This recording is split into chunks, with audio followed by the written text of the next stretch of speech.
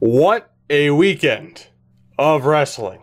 My God. Now, before we get into this, I do want to point out one thing. Now, I don't have the best skin to begin with. I blame the Italian heritage a little bit, and I just haven't been blessed with the best of skin. You know, on occasion, it gets a little bit rough over here. You get a little bit of stuff here. This right here, because it's, you know, someone's going to point it out if I don't mention it. Remember in the WWE 25 recap video where I mentioned that I got headbutted by my adorable dog, Emmy? Well, as it turns out, just before recording this video, it happened again. And it was enough to draw blood.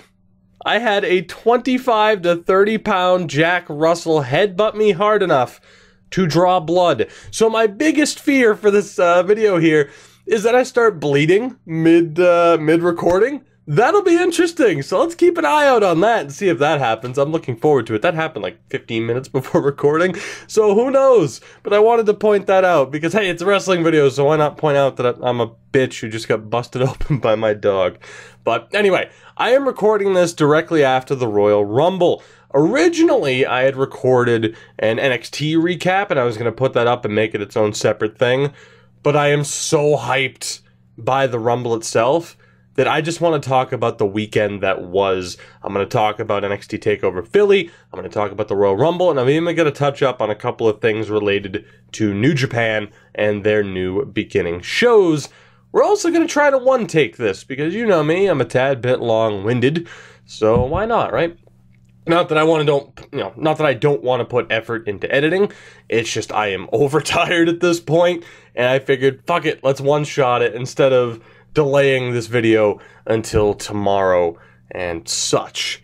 So what I'm gonna do is I'm not going to go chronological here. I'm gonna talk about the Rumble first, then take over and mention New Japan at the end, because the Rumble is, of course, the biggest event of the weekend. And at least in terms of the Rumble matches, holy shit, did it deliver. As far as the pre-show goes, I didn't watch it because why would I?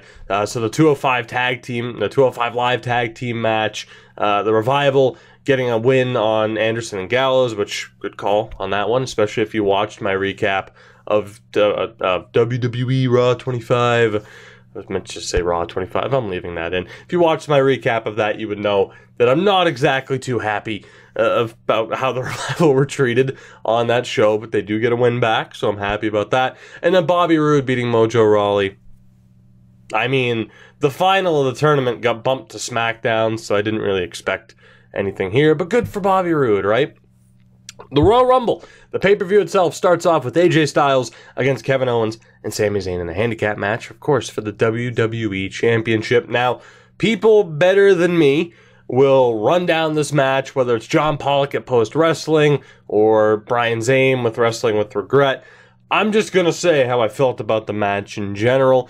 And as you would expect, with a match featuring these three guys, it was very solid. A bit surprising to see it be the opener, but I'm not exactly against it.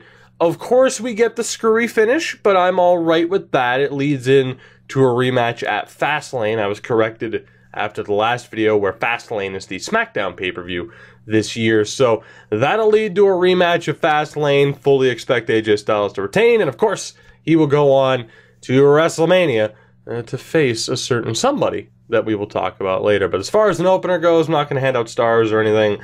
Solid match. Solid opener. No complaints. We get a screwy finish, which I'm not really surprised by. AJ retains for now. It leads to the next pay-per-view. Good stuff. Next, though, we stay with SmackDown. The tag team titles, the Usos against Chad Gable and Shelton Benjamin. This match died a slow death. It wasn't a bad match necessarily, and it was kind of similar to the opening tag match on TakeOver, where it's just kind of a weird dynamic where the Usos were in more of the face role, even though they've been heels lately. You've kind of had Gable and Benjamin shift towards being heels. It's just, it created a really weird dynamic for this match, where aside from, you know, the midway point, if not towards the end of the match, where we got a nice couple of near fall sequences, the crowd just did not care. The ending also came out of nowhere. The Usos get a quick fall. Benjamin goes to set one of the Usos up for a suplex. He gets rolled up, and bam, there's your second fall. 2 out of 3 falls match. It's a clean sweep for the Usos. Very disappointing. Now, I can't really say that comparing this to, say, the Universal title match that we'll talk about in a few minutes, where that was in a death spot with a predictable result, I can't really say that this was in a death spot. Second match on the card, the opening WWE title match wasn't an instant classic. Just nobody really cared, and it kind of sucks where the SmackDown tag division's in a pretty rough spot. As far as, you know, the Gable-Benjamin tag team, I don't mind it. Obviously, this would have been a tad bit better if, say, this was American Alpha in general, but we don't need to beat that dead horse. Pretty disappointing. Like I said, in-ring-wise, it was all right, but aside from those near-fall moments, the crowd was dead, and it didn't click, which is unfortunate. And that brings us, oh, baby, that brings us to the Men's Royal Rumble. It gets started off on a perfect note. It's Rusev Day right out of the gates. Rusev and Finn Balor, the first 2 men in. Finn Balor, the MVP of this match, the Iron Man, lasting nearly an hour. A tremendous performance from him. I love that he was the guy to kind of keep this match together. The first thing I want to mention, Baron Corbin, as the 4th entrant, gets eliminated by Finn Balor. He eliminates Rhino and then gets eliminated by Finn Balor, all within 25 seconds. Of course, Balor was one of those guys where people were wondering, is he going to win? He was on some promotional posters. I really love this. It's unfortunate what's happened with Baron Corbin as far as, you know, winning the Money in the Bank probably too early and having that disappear for numerous reasons. I like what they did here, though, where he comes in strong, gets eliminated, and just flips his shit and beats the hell out of Rusev, beats the hell out of Finn Balor. Tremendous stuff. I mean, it's an effective use of Corbin if you're not going to really have him win. I mean, you could have given him, you know, 20 minutes, half an hour in the match with a couple of eliminations. I'm not really complaining, though. I don't know. He's in a weird spot, but I enjoyed this. I'm not going to disagree if someone were to say he should have had more time in the match. I enjoyed it for what it was, though. Heath Slater was out 5th, and god damn it, again, someone who I really enjoyed in this match, as it takes him forever to get in the ring. Corbin hits him as he's exiting. Slater comes down the ramp, just gets clobbered, and every entrant that kept coming down to the ring would just knock Heath down again until the 11th entrant, when Sheamus tosses him in the ring. He gets in the ring himself, and he gets knocked over the top in 6 seconds, according to Wikipedia, at the moment. Tremendous moment as Slater gets an elimination. He would then be eliminated by Bray Wyatt a few moments later. But fun stuff. I still really like Heath Slater. I mentioned that during Raw 25. I really still enjoy what they're doing with Heath Slater. And just that little moment of the match, that's what made this Royal Rumble, the Men's Rumble, and really both in general, that's what made it so enjoyable to me, is there are multiple moments in each match that I can look back on and say, I really enjoyed that. Now, is it a little bit, we'll say, inflated because of how poor last year's Rumble is? Maybe. But these felt like 2 of the better Rumbles in history because they had those moments that you can look back on and say, hey, that was at the very least pretty cool. Moving on, Elias was out 6th. I, mentioned my love for him enough during Raw 25. The 7th entrant, though. The 7th entrant, NXT champion. Spoiler alert, of course, because we haven't talked about TakeOver yet. Andrade Cien Almas. I flipped my shit. I did not expect this at all. When talking about who people were assuming might appear, maybe a Killian Dane, Cassius Ohno's name was thrown out there a lot. To see the NXT champion come out and last for the 20-plus minutes, maybe even closer to a half an hour like he did after his match of the year contender with Johnny Gargano from the night before, I was happy. I'm a big fan of this guy. I've mentioned it before, like on live streams. Of course, I don't really have the video history to talk about it. But just his resurgence over the past year where it's finally clicking. And then last night, Saturday night, he gets to show, along with Gargano, just how good he is. To see him get this Rumble moment was pretty damn awesome. Sami Zayn. Sami Zayn steals the 10 spot from Ty Dillinger. Nice touch to have Ty be in the 10th spot. I mentioned this in my original recording of the NXT Takeover deal where I actually talked about whether or not I thought Cassius would get the call-up. And I mentioned that if he does, I hope he gets a little bit more time in the spotlight than Ty.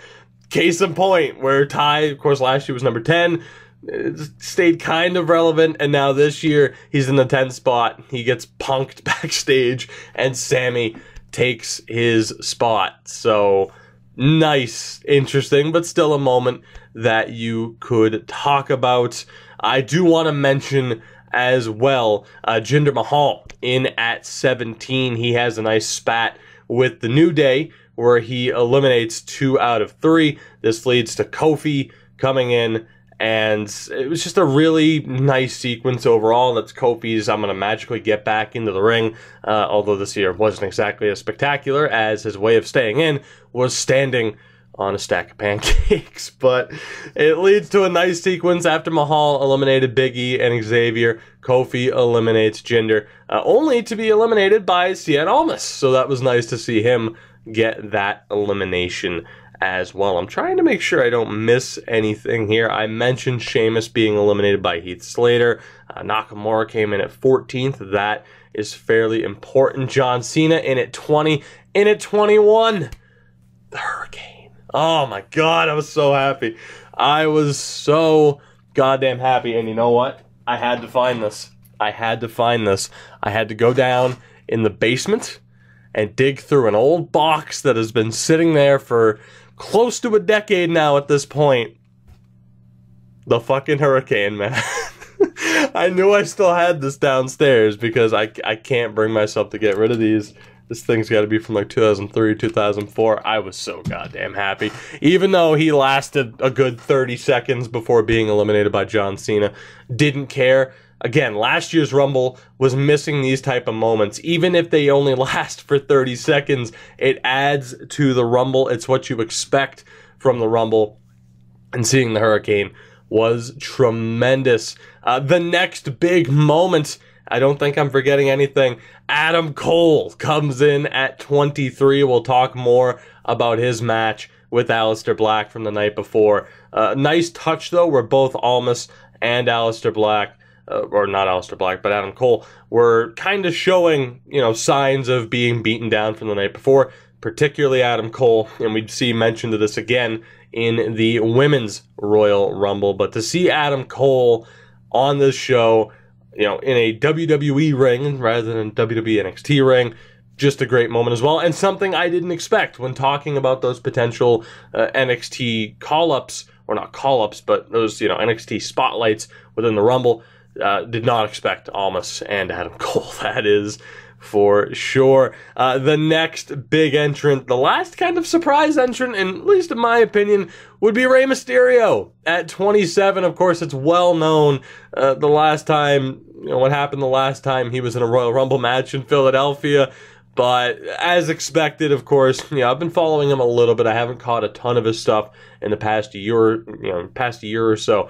But my God, I mean, in these kind of spots where he can just be featured and he's not being worn down and you don't have to worry about the injuries piling up, he is still amazing. Tremendous. And again, talking about guys I never expected to see in this Rumble or the Women's Rumble, he's near the top of the list. I don't know why. I didn't expect it. It totally caught me off guard. Put one hell of a smile on my face. I wouldn't be against seeing Rey Mysterio come back. And needless to say, if 205 Live is continuing, which I don't think it should be, I hate 205 Live as a show. I obviously want them to do more with the Cruiserweight division.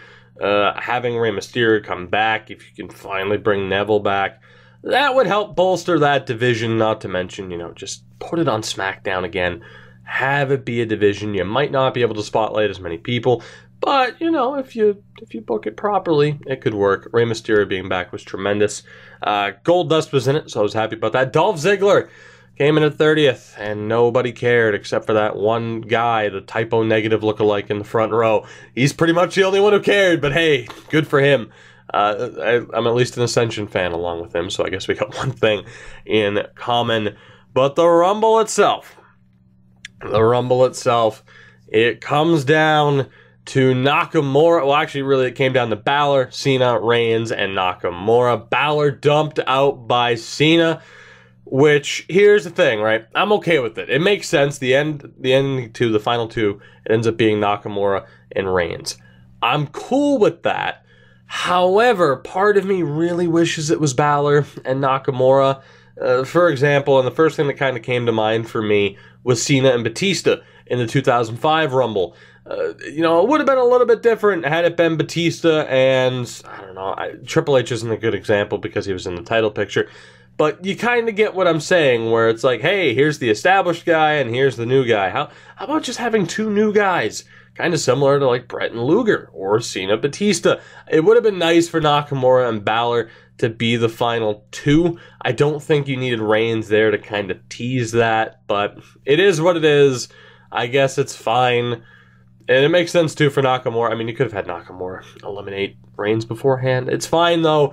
The right guy wins, is all I'm saying. While I still fully expect Roman Reigns, of course, to beat Brock Lesnar at WrestleMania, the right guy wins here. Shinsuke Nakamura wins the Royal Rumble and declares that he will be challenging AJ Styles at WrestleMania. Holy shit. Of course, they teased it at Money in the Bank. Their Wrestle Kingdom match from a few years ago is extremely well known. And if you haven't seen that match, find it. I don't care if you have to sign up for New Japan World for the month, which, hey, if you do so, make sure you sign up on the 1st of the month because it goes month to month. It doesn't carry over. Like if you sign up on the 14th, it doesn't then end on the 14th of next month. It is 1st to 28th, 1st to 30th, 31st. So, you know, quick tip there if you've never registered to New Japan World. Find that match, though. It's incredible, and you'll be that much more excited about their potential WrestleMania match. Of course, you will have, you know, Owens and Zayn, as I mentioned, get some sort of rematch against AJ before WrestleMania, but that match is set, and I cannot wait. It is going to be absolutely tremendous. So for all of the things that I just mentioned, the Men's Rumble was fantastic. I absolutely loved it. The next match, speaking of tag matches with no heat whatsoever, The Bar against Rollins and Jason Jordan. Now, I don't know, man. Like, here's the thing. I fully expected Rollins and Jordan to retain. Spoiler alert, they did not. As Jason Jordan's pushed into the post on the outside, he starts feigning a head injury, whatever. Rollins works the entire match. He gets beat. The Bar regain the tag team titles. And this, of course, you know, plants the seeds as if they weren't already there for a Jordan turn, which, am I excited for a Rollins-Jordan match at WrestleMania? Not exactly, because I don't think they're going to get the time that they need, nor do I think, compared to other matches on the card, it will, you know, not necessarily stand out, unless it has, like, a one spectacular moment. Like, for example, Rollins' match with Randy Orton at WrestleMania 31. No one remembers a thing about that match except the curb stomp into RKO finish. Will a Rollins-Jordan match have that kind of impact? Probably not. Of course, it is a shame that Ambrose ended up being injured. Obviously, they were going in an Ambrose-Rollins direction for Mania. So it's a bit of a shame. The Bar win the tag titles. Who do they feud with next? I don't know. We'll see a rematch probably. That'll lead into what I can only guess will be a fatal four-way for the tag titles.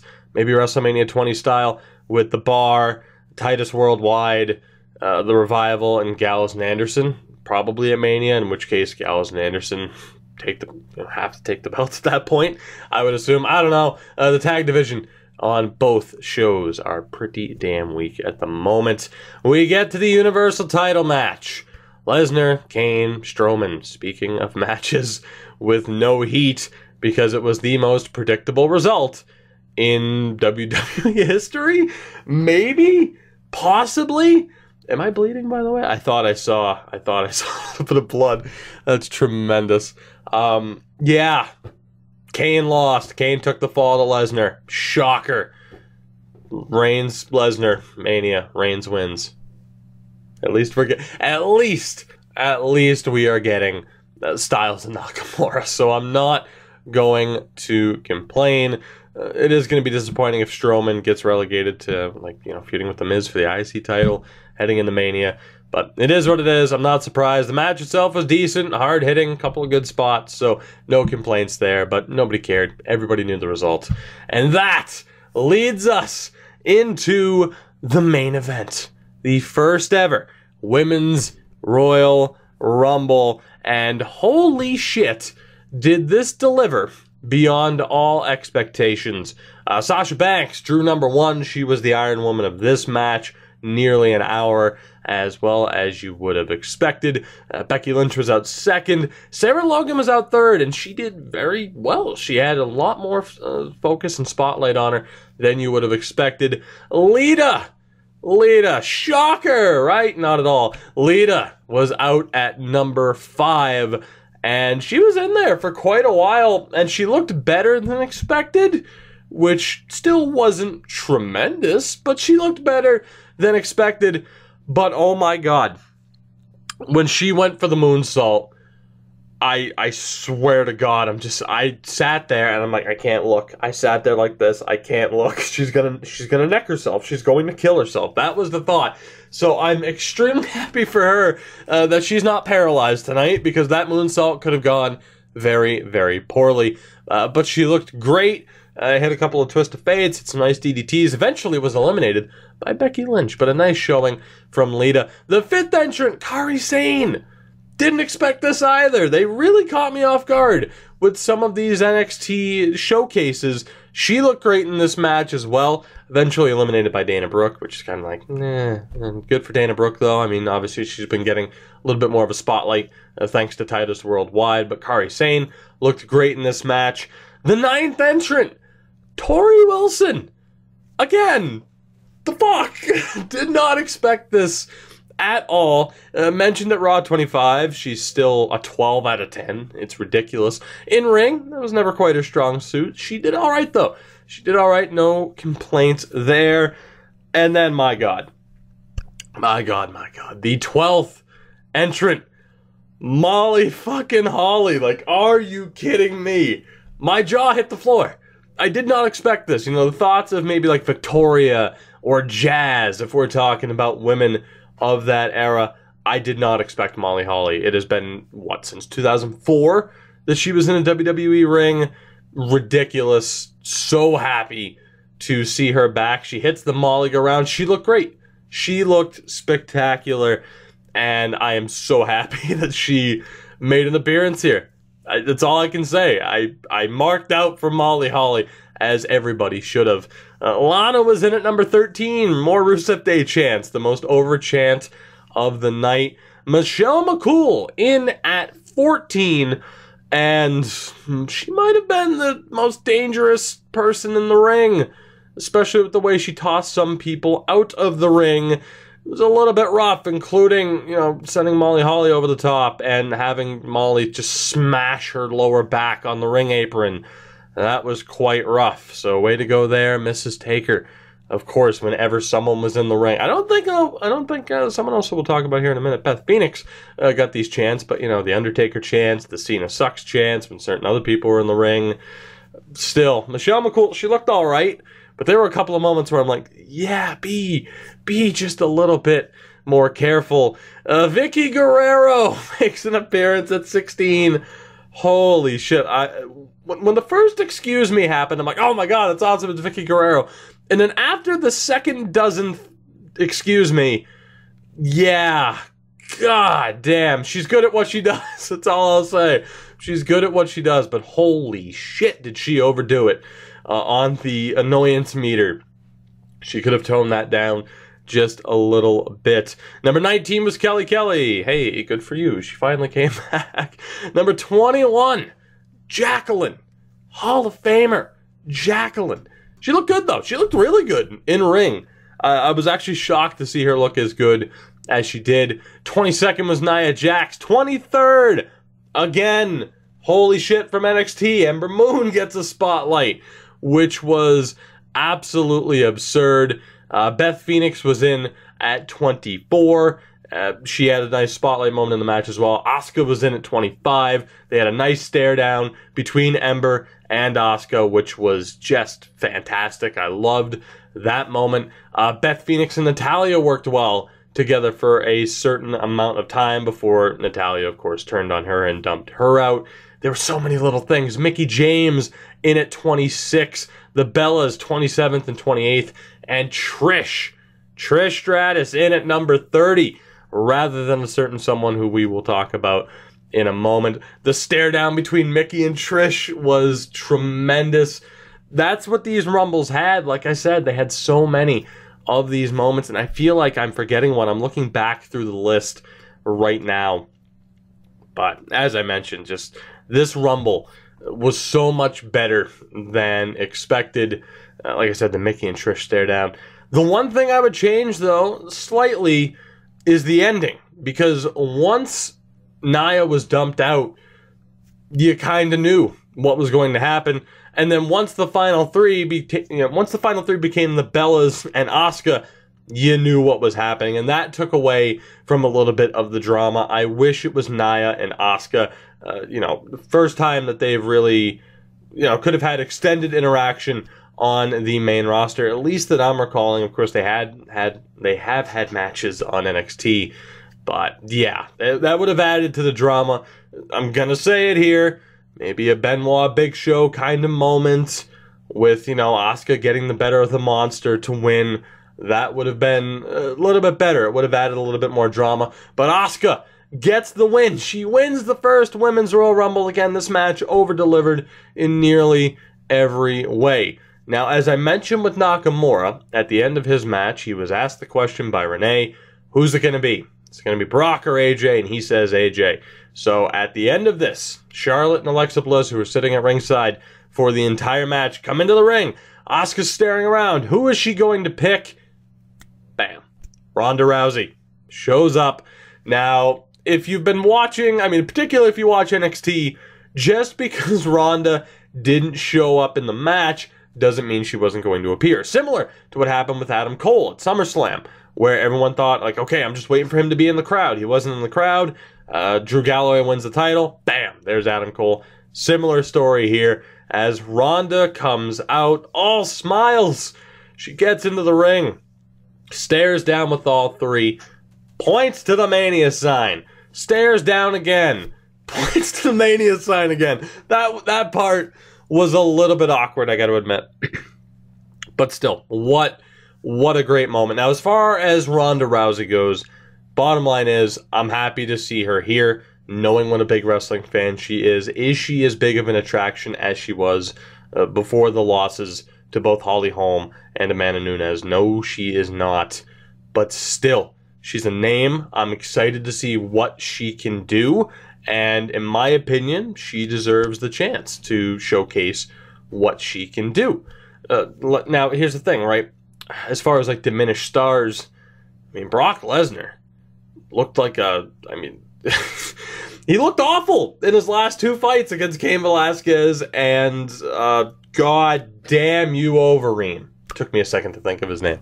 The guy whose head got knocked off by Francis Ngannou. He's more than that. I love Overeem. Just still. Talking about, diminished, has their stars diminished? Sure. But like I said, I'm excited to see what Ronda can do. I do feel like this moment could have been a little bit better. PWI is already stating that it's supposed to be Ronda and Charlotte, Asuka and Bliss. So if that's the case, I would have preferred Asuka to make it clear that she was going after Alexa. Have Asuka, have Alexa run, have Asuka, kind of stare down with Charlotte. Asuka starts to leave the ring. Charlotte's left there for a moment, kind of staring down with Asuka, and then Ronda comes out and stares down with Charlotte. I get why they didn't do that, but it could have been, like, that's the thing, right? The only reason why I'm saying that is just because the pointing was a little bit awkward. But still, I'm happy with the moments.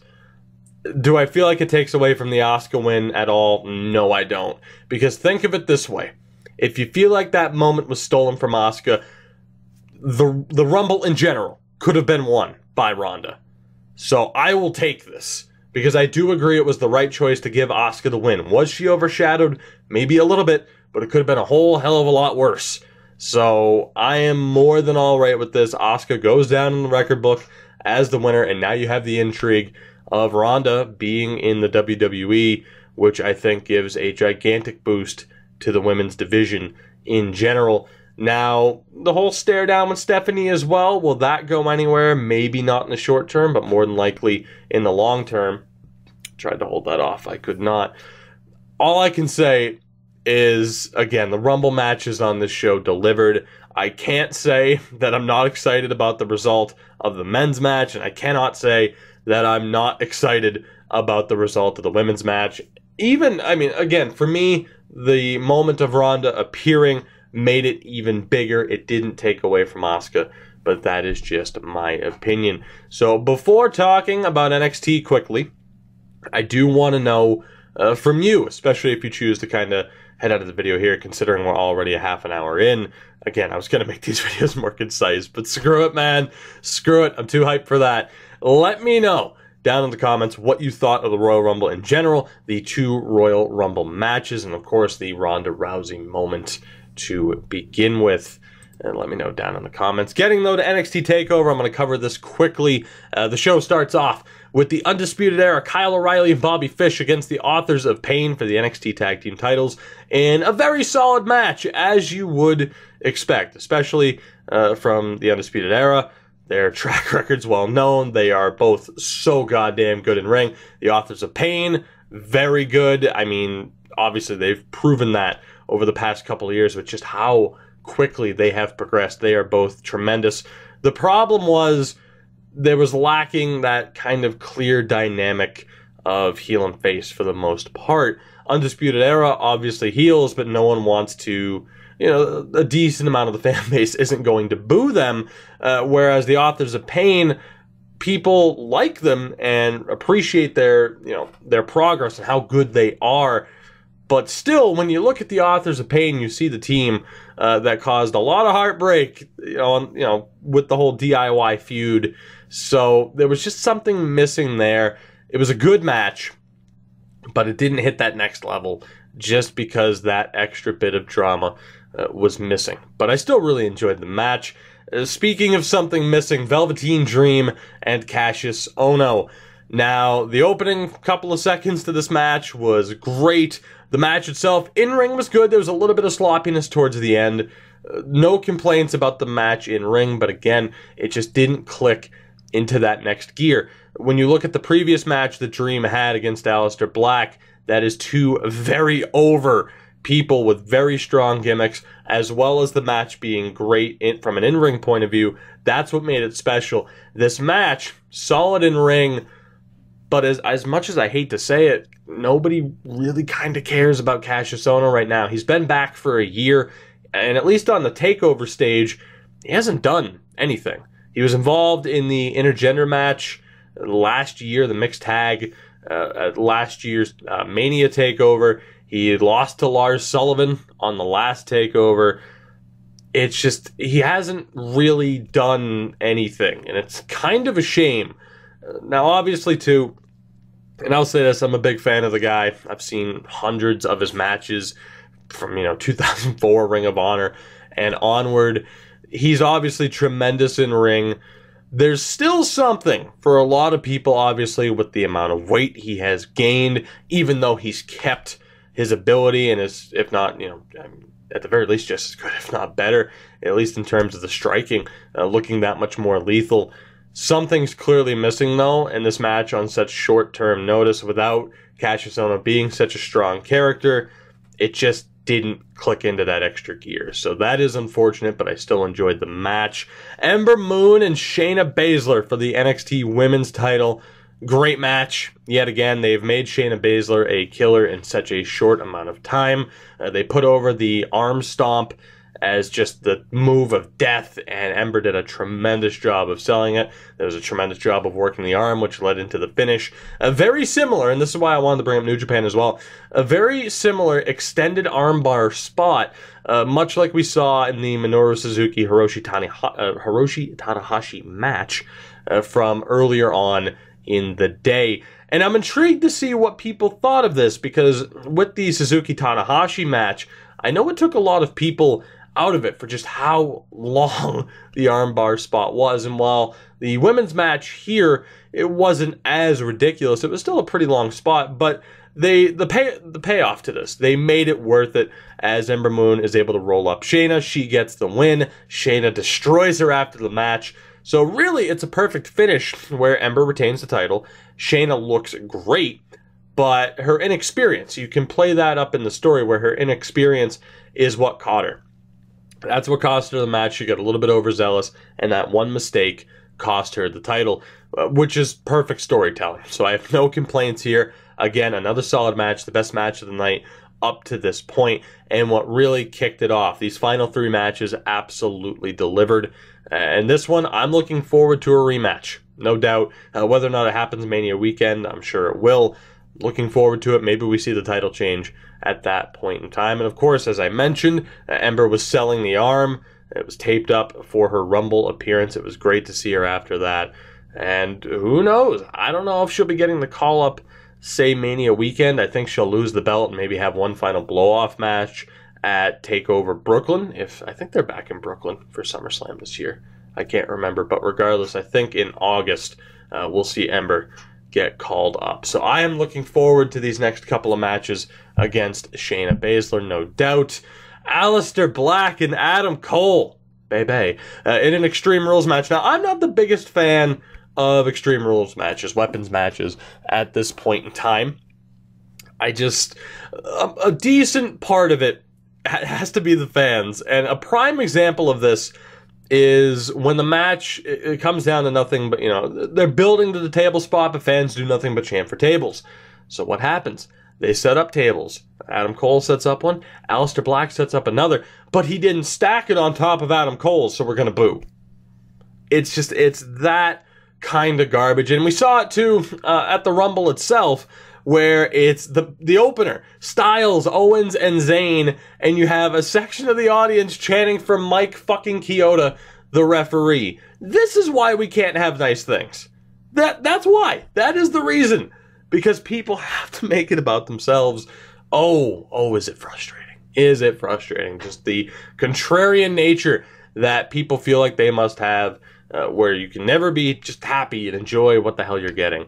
That side rant aside, for an Extreme Rules match, this was tremendous. I really enjoyed this. Adam Cole, whether it's in this type of match, what was it, the submission match / I Quit match, I believe it was, against Kyle O'Reilly at a Final Battle a few years ago. Like, Adam Cole in these type of matches is just a fucking madman.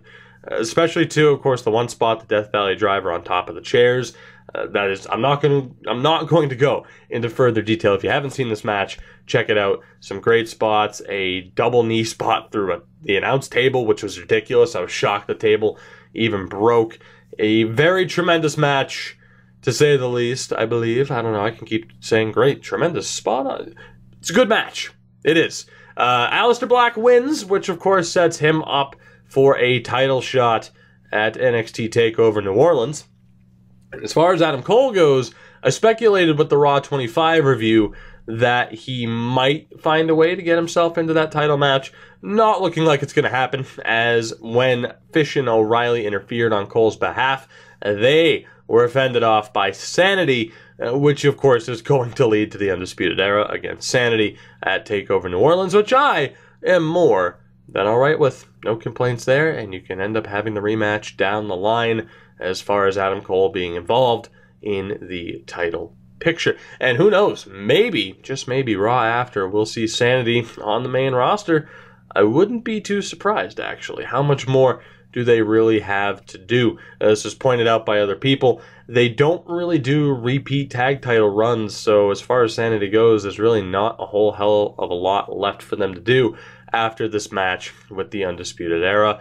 We get to the main event. I'm just going to say this. Cien Almas and Johnny Gargano. There has been debate already whether or not this is a match of the year contender. There's been debate whether or not this is the best match in the history of NXT. And for those who think, that highly of this match, I can't say that I disagree with them.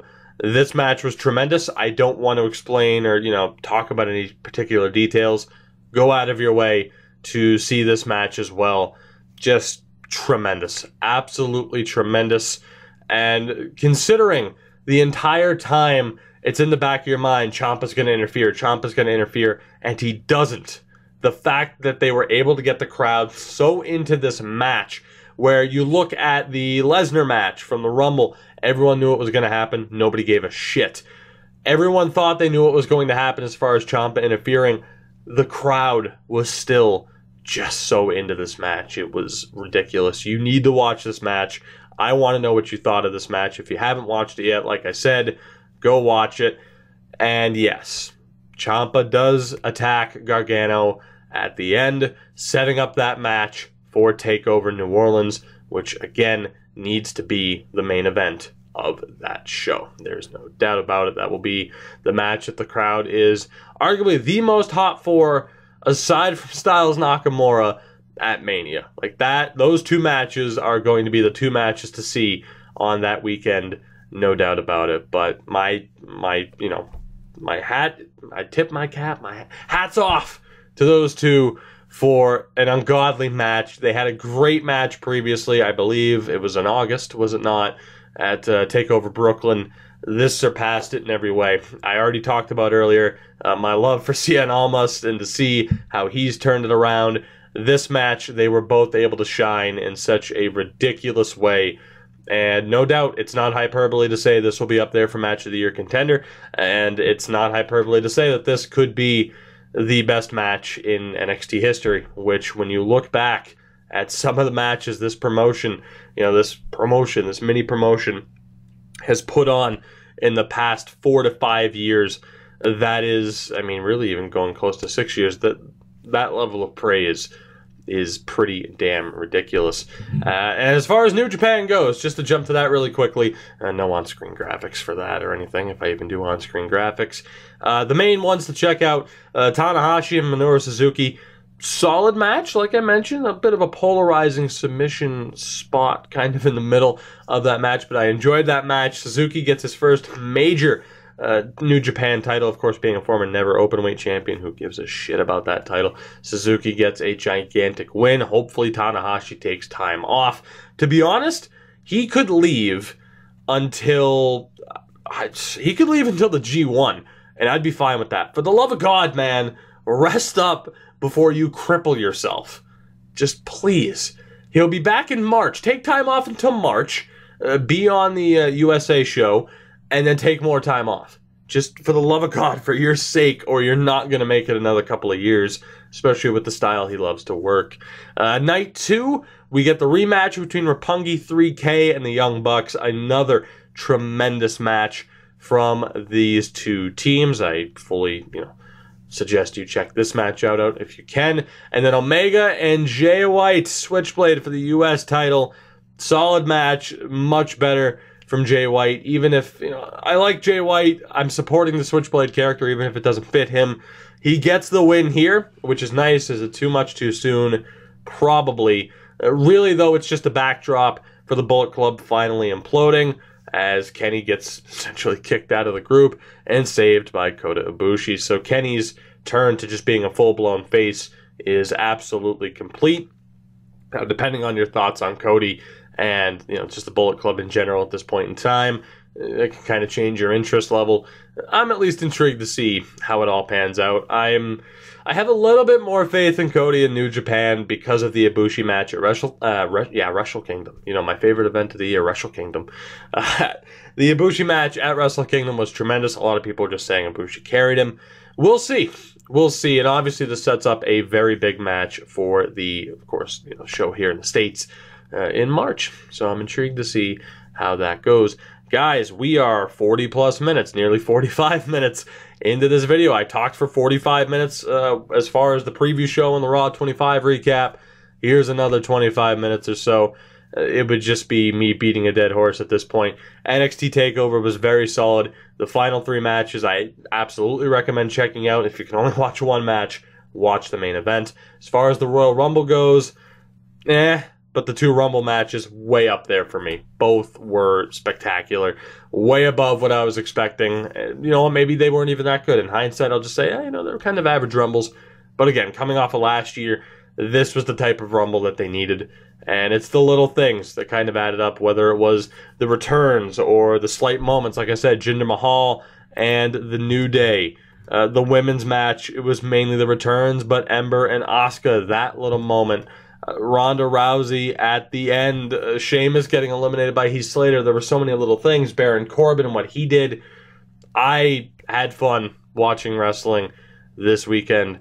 Even if, of course, trying to keep up with New Japan completely screws my schedule. Even though I have New Japan World, and I can watch it whenever the hell I want. I'm a madman who likes to watch live because, damn it, spoilers are the worst. I don't like having to wake up like I did Sunday morning because I fell asleep early Saturday night and missed NXT. I don't like to have to wake up and immediately watch something, knowing that if I check Twitter, it's going to be ruined for me. So I can't, and I have to watch it immediately. Not a big fan of that. Not a big fan. But anyway, I will not ramble. Let me know what you thought of everything I discussed in this video. If you made it this far, hey, I appreciate it. I don't expect this video to do well, but I know some of you, a couple hundred of you at least, have taken interest in my opinions on wrestling for whatever reason. So here you go. Also, Samoa Joe, we missed you, buddy. Come back soon. Guys, again, that'll do it. I'm going to go to bed and then edit this in the morning. Have a great night. I hope you enjoyed some wrestling this weekend, and I'll see you guys again soon.